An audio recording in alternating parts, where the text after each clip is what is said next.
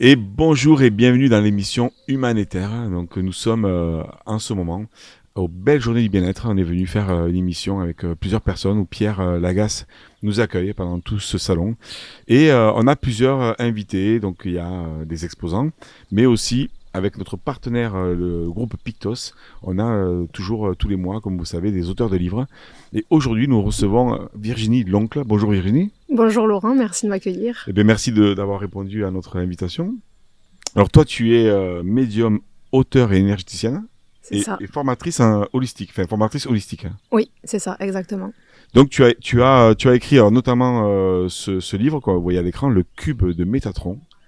C'est assez incroyable en fait de comprendre de qui est Métatron. On va savoir un peu si vous connaissez pas qui est le Métatron et surtout qu'est-ce que fait son cube finalement, C'est ça. à quoi il sert. Et tu as écrit un autre livre, mais tu nous en parleras plus tard aussi sur les Oui, fleurs de Bach. exactement. Alors, toi, t'as un parcours où ça a commencé très tôt, un peu là, tout ce qui est médiumnité, côté ésotérique. Je crois que tu avais 10 ans. C'est ça.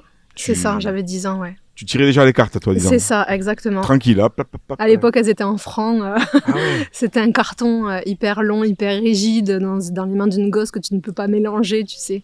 Ah ouais. Et c'était mes premiers oracles. J'en avais deux, c'était des beaux coffrets, des belles boîtes. Et à l'époque, c'était vendu par France Loisirs. C'était les seuls en fait qui faisaient de l'ésotérisme. Donc dès que c'était un anniversaire ou un Noël, ma mère m'emmenait à France Loisirs et puis j'allais me perdre dans le rayon spiritualité, ésotérisme. Et puis je repartais avec des oracles, des livres. Voilà, Et j'étais c'est toi qui demandais ça, en fait, ou enfin, comment t'avais une attirance exactement. Ouais, ouais. ouais, c'était exactement ça. C'était moi, j'étais pas attirée par les choses que les autres enfants aiment ou regardent. Moi, ce qui me fascinait, c'était les planètes, les étoiles, l'astrologie, la spiritualité. Qu'est-ce qu'il y a après? Pourquoi est-ce que je suis là? Qu'est-ce que je Incroyable. fais là? À quoi ça sert? Le monde, qu'est-ce que c'est? En fait, tu avais des questions existentielles, quoi. Exactement. Un peu trop pour l'âge que Ah j'avais, oui, quoi. j'imagine, ouais. Et en fait, finalement, après, ça s'est pas arrêté, ça a continué, c'est ça, en fait. C'est ça, ça s'est jamais arrêté. Ouais. Et du coup, t'en as fait ton métier. C'est ça, exactement. Il y a 6 ans. Ah ouais, ok. Avant, tu faisais autre chose, c'est ça? Tu Oui, avais un autre oui, métier? j'ai eu un parcours un peu atypique où j'ai été assistante de direction, assistante comptable, j'ai travaillé en gendarmerie, j'ai été secrétaire sportif. Enfin voilà, j'ai eu un parcours riche d'aventures et d'expériences. Et puis ben, finalement, je me suis rendu compte que j'étais pas à ma place, quoi. Qu'il était temps d'arrêter de se mentir et de se cacher derrière un métier entre guillemets lambda et de faire quelque chose qui m'appelait depuis toujours. Je connais ça, je comprends, parce qu'en fait, c'est vrai que je pense que ça va parler à beaucoup de personnes qui ont ces capacités-là. C'est vrai qu'il n'y a pas d'école, il n'y a pas d'école d'Harry Potter, en fait, tu vois. Donc, au final, c'est vrai que c'est pas évident de savoir à quel moment on se lance, C'est ça. comment on est légitime, finalement, Mm. là-dedans. Donc, voilà, j'imagine que c'est un parcours aussi. Exactement. Je pense que je crois que je me suis jamais sentie vraiment légitime et je pense qu'aujourd'hui me pose encore des questions et finalement je me dis que tant que je me pose des questions c'est que je suis sur le bon chemin. Après j'aide les gens à ma manière et finalement c'est ça qui est le plus important et c'est ce que je retiens de cette expérience qu'est la vie. Ouais, je suis d'accord, ouais. Donc, dans ce livre qui est édité aux éditions Helios, Le Cube de Métatron, tu nous parles donc Métatron qui est le bras droit de Dieu, un messager puissant. En fait, est-ce que tu peux nous en dire plus sur Métatron? C'est ça. Alors Métatron, en fait, c'est comme un scribe céleste. Donc ça va être, c'est un archange, mais c'est aussi un maître ascensionné. Donc j'expliquerai peut-être après la différence. Mhm. C'est donc une entité céleste qui va comptabiliser un petit peu les actions positives ou négatives des humains et qui va tenir le livre de la vie. Donc tout simplement ce que nous on appelle communément karma. Tu fais une bonne chose, tu fais une mauvaise chose, c'est noté quelque part dans Ah oui, d'accord. l'univers et en fait c'est lui le scribe Ah, ok. Ah oui, qui il écrit. regarde. Ok, Virginie, elle a fait un bon truc, c'est bien. Ouais, C'est un peu voilà, ça, plus ouais. ou moins. Alors, ça fonctionne pas trop comme ça pour Ouais, eux, mais pour nous qui avons besoin pour... de c'est matérialiser ça. les choses, c'est un petit peu ça. Ok. Donc, c'est vraiment... il a un jumeau, il a un frère jumeau qui est Sandalphon, qui lui va vraiment être au plus proche des hommes, des humains, et lui va vraiment être au plus proche de Dieu. Donc, pour ceux qui ont peur de s'adresser directement à Dieu, ils peuvent s'adresser en fait à Métatron. D'accord. Oui, c'est-à-dire qu'il a une puissance. Ouais, il est très puissant. Et on sait à quoi il ressemble. En fait, je sais pas s'il y a il y a des photos. Hein. Alors, je sais pas si c'est un peu ça. Enfin, je sais pas, non. Alors, ma description, Au début, je le visualisais pas, j'arrivais pas. Je sentais sa présence, je sentais une énergie. Tu sais, quand on est médium, on voit sans voir, on entend sans entendre et on sait sans savoir. Et petit à petit, j'ai commencé à visualiser. Et en fait, c'est une entité qui est très grande, mais vraiment très grande. Genre, elle rentre pas dans les bâtiments, dans les maisons, dans les voitures. Et la première fois qu'il s'est manifesté à mes côtés, c'est simple, j'avais un buste dans mon cabinet de soins, la tête était au-dessus de la maison et les pieds dans la pièce d'à côté, quoi. Ah ouais, d'accord. Ouais. Vraiment très grand. J'étais très intimidée au début. Alors, c'est pas une entité qui est froide et distante, ça va plutôt... il est très réservé. Ouais, il fait très sérieux. Et pourtant, il a un humour décapant. Mais c'est une entité qui est très sérieuse et protectrice et à la fois douce.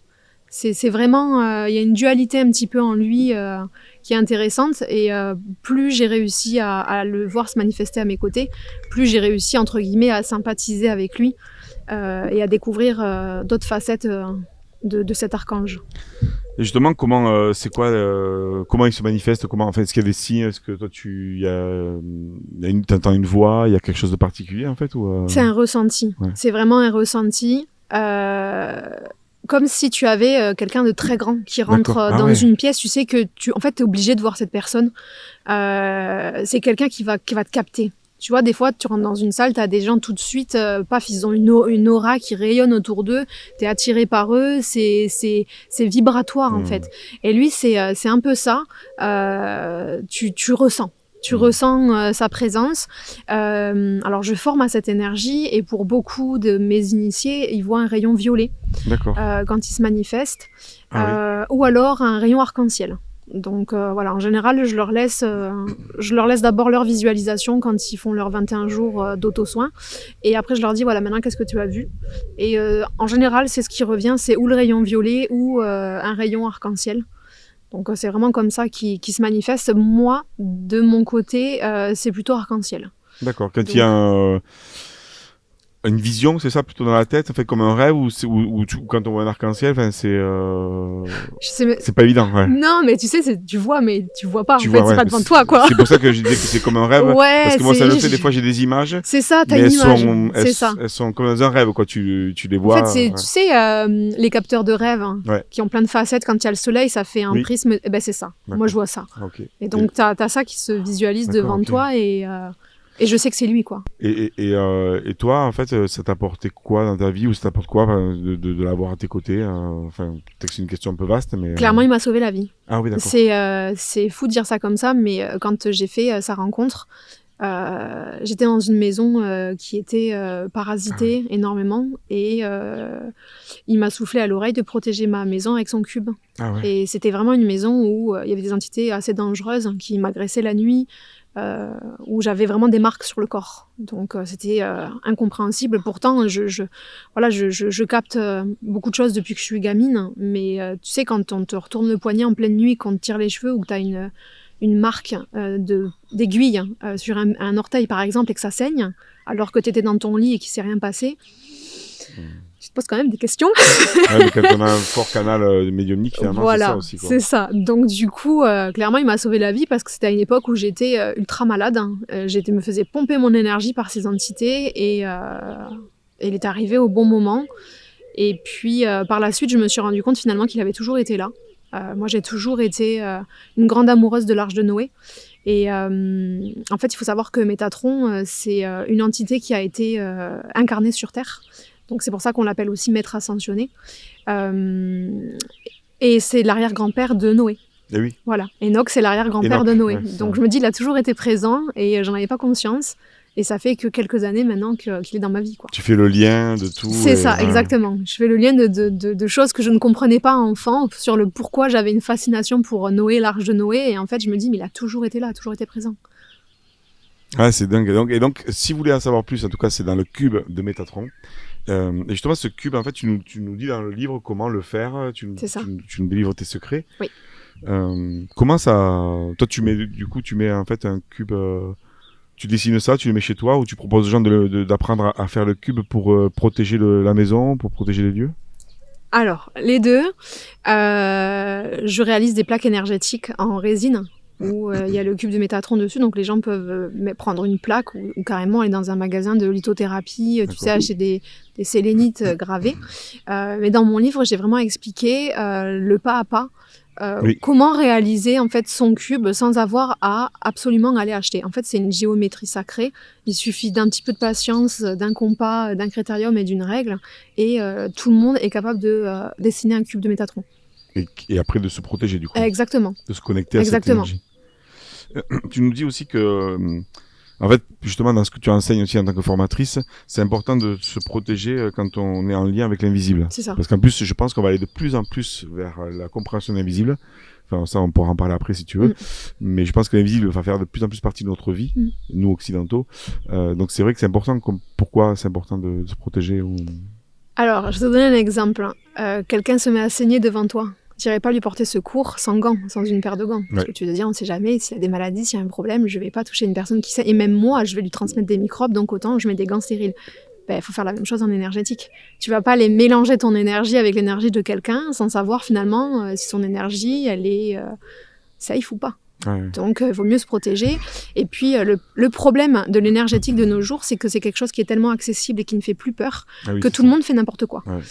Sauf qu'en fait, il y a des bases. Et les critiques que j'ai pu recevoir sur ce livre, c'est ça ne parle pas que du cube, mais des fondamentaux de l'énergétique. Mais oui, mais quand on aborde l'énergétique, il faut commencer par le début. Tu peux pas être en haut de l'escalier si tu n'as pas monté la première marche. La première marche, c'est savoir s'ancrer, savoir se protéger, savoir se nettoyer et se purifier et se mettre dans sa bulle de lumière. Pour moi, c'est les fondamentaux en énergétique. Donc, toi, tu le fais tous les jours, en fait, tout ça, même quand tu viens dans un lieu comme ça, par exemple, tu le fais ou c'est spontané ou tu le... Alors, tous les jours dans mon cabinet, c'est spontané. Ça se fait tout seul le matin. Maintenant, j'ai plus vraiment besoin. Et puis, il doit y avoir pas loin de 6 cubes de Métatron dans le cabinet, des douches énergétiques et compagnie. Donc, j'ai pas ce problème dans mon cabinet. Par contre, dans des lieux comme ça, ouais, je fais appel. J'essaie de me canaliser, de m'ancrer pour être bien concentrée sur le moment présent, être bien ici et maintenant et être bien connectée en fait à ce que j'ai à dire, à ce que j'ai à faire, à ce que je vais vivre dans la journée. Je ressens ça, sinon quand la journée est terminée, je suis épuisée. Oui, c'est ça. Je suis épuisée, je capte les énergies de tout le monde et c'est ultra fatigant. Ouais, je connais. Et c'est vrai que c'est le moment présent qui nous permet entre autres, de revenir là et d'être plus fort, quoi, en fait. Ça. Mais bon, après, il faut se nettoyer aussi. C'est ça. Et donc, tu nous parles aussi dans le livre des maîtres ascensionnés, des anges, des archanges. Est-ce que tu veux nous dire un petit peu Alors, les anges, t'en as 72. Ouais. Donc, je vais pas te les citer. On va pas tous les dire. T'en as 72, en fait. Ils sont classés, si je peux dire, par date dans l'année. Donc, en fait, chaque personne qui est née entre telle et telle date a un ange qui lui est associé. Par exemple, moi, pour ma date de naissance, c'est Abouya, mon ange référent. C'est un ange qui travaille sur la guérison. Donc finalement, ça va très bien avec mon métier. Et je peux lui faire appel ou ne pas lui faire appel. Ça, c'est chacun qui décide. Les archanges, les archanges, ça va plutôt être... Alors pour les humains, c'est au-dessus des anges, d'accord. Je dis bien pour les humains parce que le problème, c'est que nous, on aime bien tout mettre dans des cases. On aime bien tout savoir, tout contrôler, bien classer, bien... c'est quelque chose qu'on adore, mais eux, ils n'ont pas du tout de hiérarchie entre eux. C'est-à-dire qu'un archange ne va pas se sentir supérieur à un ange. Les archanges, en fonction des religions, tu vas en avoir entre 3 à 12, un petit peu plus. Ça dépend vraiment des religions. Alors, on a les principaux qu'on connaît tous, Michael, Saint-Michel, Raphaël et Gabriel. Et après, tu vas rajouter Sandalphon, Métatron, Samuel, Uriel, etc., etc. Et en fait, chacun a une particularité. Par exemple, Raphaël, ça va être la guérison. Gabriel, ça va être tout ce qui est communication, écriture. Michael, ça va être la protection. Métatron, ça va être le messager de Dieu, alors que Sandalphon, c'est le messager des hommes. Tu vois, voilà. On n'est pas obligé de faire appel à eux pour leur qualité, leur fonction. Ça, encore une fois, c'est nous qui avons décidé ça. Mais tu peux très bien faire appel à Gabriel pour ta protection si l'envie t'enchante. Ça, c'est absolument pas un problème. Par contre, les maîtres ascensionnés, en fait, c'est des personnalités, enfin, c'est des entités qui ont été incarnées Comme le sur Christ. Terre, exactement comme le Christ. Donc, Jésus, Marie, Marie-Madeleine, Bouddha, Ganesh, Métatron, du coup, qui a été Enoch. Eh oui, c'est vrai. On dit, j'ai pas vraiment réussi à trouver un texte qui en parle, mais on dit que Sandalphon, le frère jumeau de Métatron, serait le prophète Élie. Donc il aurait lui aussi été incarné, parce que finalement, au niveau des archanges, ça serait que Métatron qui a été incarné sur Terre. Mais on sait pas trop finalement. Et donc à la réponse qui est Métatron, Métatron, il est à la fois un archange et à la fois un maître ascensionné. Voilà. Ouais, c'est très intéressant. Et du coup, avec cette vision-là que tu as spirituelle et voilà, où tu parles surtout de Métatron aujourd'hui, quel regard tu portes sur le monde qui bouge ou qui bouge en ce moment en fait, parce qu'on vit quand même, on dirait qu'on vit une époque assez particulière.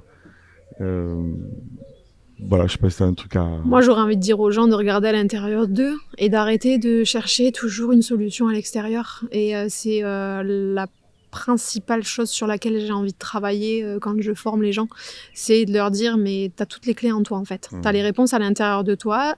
Il faut que tu sois accompagné au début pour pas faire d'erreurs, pour bien comprendre les choses. Il y a rien de vraiment dangereux, mais un peu quand même si tu fais pas attention et que tu fais n'importe quoi. Et cherche les réponses à l'intérieur de toi. Faut arrêter d'être dépendant en fait d'un thérapeute, d'une voyante, pour moi c'est pas concevable. Ouais, c'est vraiment en fait tu quelque part à travers le livre ou à travers tes formations, tu invites la personne à revenir à l'intérieur, à savoir comment elle fait, tu donnes des règles de base qu'après elle s'approprie ou pas en fait, ça, exactement. mais au moins elle a des bases que toi tu as appris et t'enseignes et après voilà. Parce qu'au final, c'est ça, finalement, dans la vie, c'est comment, quand on parle de Métatron, on parle des anges, c'est comment on passe ce temps-là à se connecter, à aller chercher des réponses pour être mieux dans sa vie, être exactement. dans un équilibre. Et il n'y a pas de don. Il n'y a pas de don, j'en parle dans le livre et c'est un mot qui m'horripile. Il n'y a pas de don, en fait, il y a seulement des capacités qu'on travaille, qu'on exploite et qu'on développe. Ouais. Donc ça, c'est ultra important de le préciser. Oui, peut-être qu'en fait, je suis d'accord avec toi aussi. Je me dis que le don, peut-être, c'est effectivement un attrait. Comme par exemple, moi je suis né clairvoyant, comme tout le monde est clairvoyant, mais quelque part, j'avais cette capacité comme toi, médium, sûrement, c'était naturel chez moi. Comme le mec qui joue au foot, c'est là où je me dis qu'il peut y avoir un don, c'est un attrait qu'après on va développer ou pas. C'est ça. Mais comme si je parle du foot, moi je suis pas très foot, mais j'ai vu Zidane il y a pas longtemps, tu vois, dans une interview. C'est un peu la même chose. Le mec, il était là, il a aimé le foot, mais lui, ce qu'il dit, c'est qu'il a travaillé.